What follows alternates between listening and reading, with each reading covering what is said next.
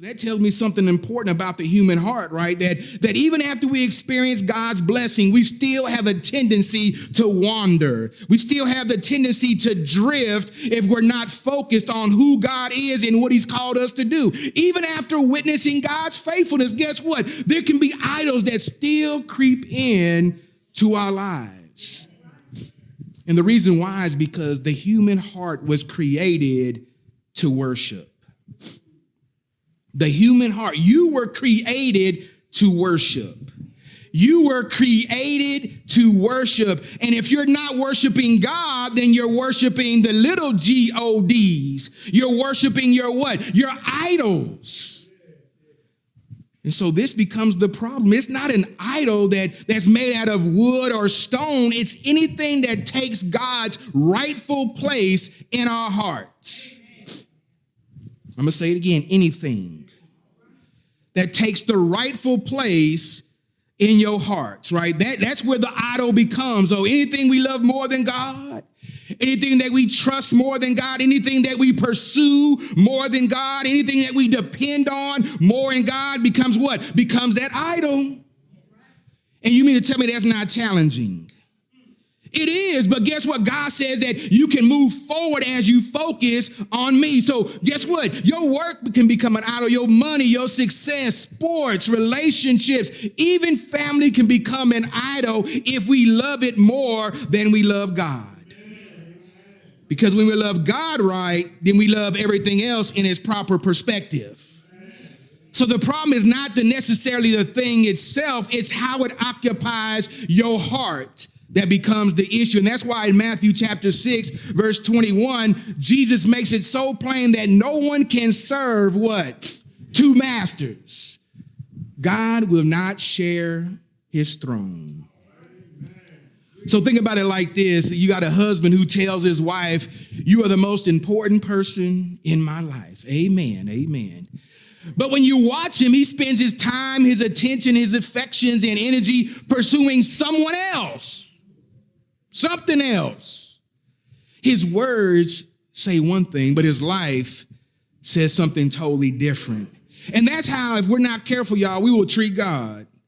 We would talk about how much he's the most important person in my life, but it only takes for me to look at your life, to look at my life and say, well, hold on now. Your schedules, your priorities, and your habits don't reflect what you've just said. It's telling a different story. And so what we need to do is we need to not only identify those idols, but we need to what? We need to get them out of the way. Because if we're not careful, fathers and men, we'll pass those idols right on down to our kids. Man, you need to be successful at all costs. Life is nothing but money. You got to get it, man. And I know it's going to be over. They're going to forgive you. You know, whatever it is, like sports is all that it is, right? Like being politically correct is all that it is. We pass these down to our children. And now you're wondering why they're running after those things rather than running after God.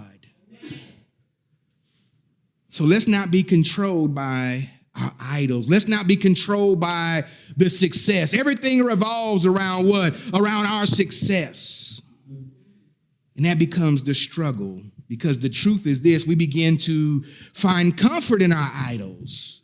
Life becomes centered on personal convenience, and whatever is the easiest way to take, that's what we'll take. If it's hard, we're not going that way, right? And so our fathers, that we don't want to struggle. And so therefore we begin to focus on other things, and that can take our hearts and minds captive. And now we have competing idols within your life. Look what Joshua does not say about managing your idols. He says, put away the gods or the idols that your fathers served. He says, remove them. He says, destroy them, right? And the reason why that's critical, because sin is never defeated through negotiation. He doesn't say, well, let's talk about your sin. Let's talk about your idols. He says, no, put them away, destroy them, get away, right? And that's why Romans 13:14 tells us not to make no provision for what? For the flesh. And what are we doing? We're competing with the idols. We got the idols. We're like, God is not that bad. And we're making provisions for the flesh. And then we're trying to figure out, why can't we have victory in our sin? Why we can't have victory when it comes to temptation? Because we're not removing them. We're not destroying them. We're negotiating with them. So the question is this, brothers and men and fathers, what is competing in your devotion today?